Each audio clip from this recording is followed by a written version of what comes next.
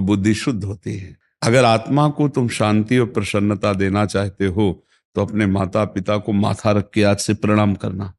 माता पिता को कभी गाली मत देना और मेहनत से कमाओ और माता पिता की सेवा करो, नाम जप करो और गृहस्थी के जो कार्य हैं उनको करो। इसी से आत्मा को शांति मिलने लगेगी।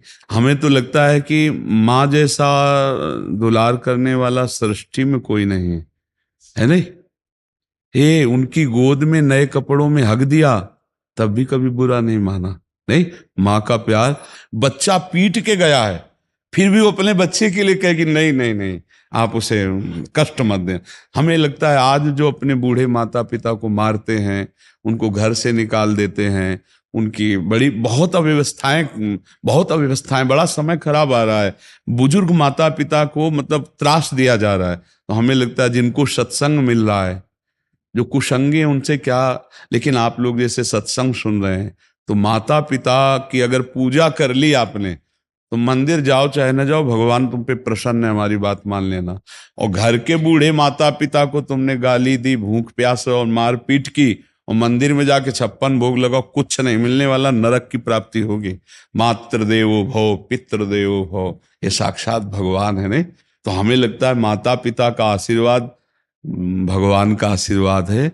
कभी आजकल जैसे कि लात से मार रहे हैं, अपनी माँ के बाल घसीट रहे हैं, थप्पड़ मार रहे हैं, गाली दे रहे हैं, और कौन से मंदिर जाओगे, कौन से तीर्थ जाओगे जहां ये पाप धो पाओगे? कोई तीर्थ ऐसा नहीं बना। माता पिता को कष्ट देने वाला कभी किसी तीर्थ अवगाहन से पवित्र नहीं होगा। माता पिता की आह वो किसी, इसलिए सबको चाहिए, हम इस विषय पर सैकड़ों बार बोल चुके हैं, सबको चाहिए अपने माता पिता को कष्ट ना दे। बहुओं को चाहिए कि सासुओं की सेवा करे, सासुओं को चाहिए कि बहुओं को अपनी सगी बेटी की तरह देखे, पति को चाहिए वो शरणागत तुम्हारी पत्नी है, उसको अपना प्राण समझो, पत्नी को चाहिए अपने पति को प्राण, तभी तो गृहस्थी सुखमय हो। पर आज का वातावरण तो बहुत है नहीं, बहुत ही खराब। ये जो व्यभिचार प्रवृत्ति चली ना, ये सब खराब कर रहे हैं, नशा और व्यभिचार प्रवृत्ति। जिसको व्यभिचार प्रवृत्ति कोई दोष नहीं माना जाता, अगर बच्चा बच्ची राजी है तो कोई उसको रोक सकता है क्या? सरकार भी नहीं रोक सकती। तो ये अब वो प्रवृत्ति है ना। अच्छा, अब जब बड़े में वही प्रवृत्ति बढ़ेगी, अच्छी प्रवृत्ति डालो तो अच्छी प्रवृत्ति, बुरी प्रवृत्ति तो अब वो पति के साथ कैसे टिकेगी, और वो सास ससुर की कैसे सेवा करेंगे इन बुड्ढों को?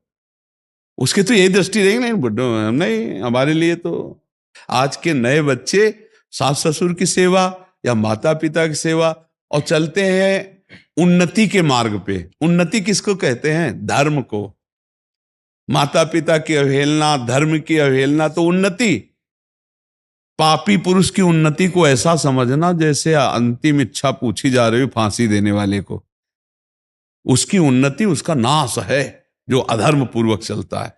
जो क्रोध है वो दुरुक्ति, गाली देना, कटु वचन कहना, चुभने वाले वचन कहना, ये तो क्रोध का लक्षण है। जब क्रोध प्रकट होगा तो गंदे वचन बोलेगा, कड़ुए वचन बोलेगा, ऐसे भद्दे वचन बोलेगा जिससे हृदय छलनी हो जाए। यही हमें संभालना है कि जब ऐसा क्रोध आवे तो दांती पीस ले, बोलना ही नहीं है। पर उस समय विवेक काम करे तब ना, उस समय तो और खखार के बोलेगा कि पूरा मोहल्ला सुने, नहीं सुनेगा। जब ऐसे नाम कीर्तन करवा तो राधा राधा, और जब लड़ाई होगी तो एक आदमी पूरा मोहल्ले को अले परेशान कर देगा। तो क्रोध का लक्षण ही है उच्च स्वर में बोलना, कड़वे शब्द बोलना, गाली बोलना, अभद्र शब्द बोलना। तो हमें लगता है ऐसे समय में मौन का सहारा ले और नाम जप करने लगे तो क्रोध से बच जाएगा। नहीं, क्रोध का काम ही है। अब चूंकि आपका पवित्र हृदय, इसलिए बाद में ग्लानि होती है। नहीं तो प्रायः लोगों को गाली देने के बाद ग्लानि थोड़ी होती है। वो तो समझते हैं कि देखा ना, 4 बातें कही, मैंने 10 बात कह के आए, तो उसको गर्व होता है। ये तो भक्त हृदय आपका, इसलिए ग्लानि होती है। तो वो ग्लानि भी ना हो, इसलिए मौन का आश्रय। क्रोध को मौन से, मौन और विचारपूर्वक, मुझे कुछ नहीं बोलना, इस समय हट जाना है, हट जाना चाहिए। एक संत के पास एक भगत गए, मुझे बहुत गुस्सा आता, गुस्से में गाली देते हैं। एक बोतल में पानी मंगवाया, बोले दवा है, जब गुस्सा आना मुंह में भर लेना, और जब तक गुस्सा खत्म न हो जाए तब तक थूकला लें। तो सोचे गुरुजी की दी हुई दवा है, पानी मुंह में, जो गुस्सा आने, गुस्सा तो आ रही है, पानी मुंह में भला, थूकला तब जब गुस्सा खत्म हो जाए, गाली नहीं हुई।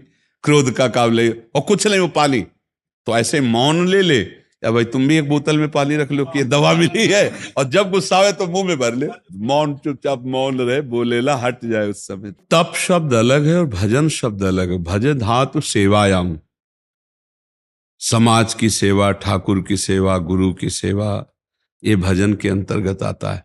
सुमिरन का मतलब होता है नाम जप करना, भगवान के नाम का सुमिरन करना, और तप का मतलब होता है मान अपमान, दुख सुख, लाभ हानि, हम जो परमार्थ में चल रहे हैं उसमें जो हमारे अंदर काम क्रोध लोभ, इनको सहना, इनसे किसी भी तरह से हम विचलित ना हो।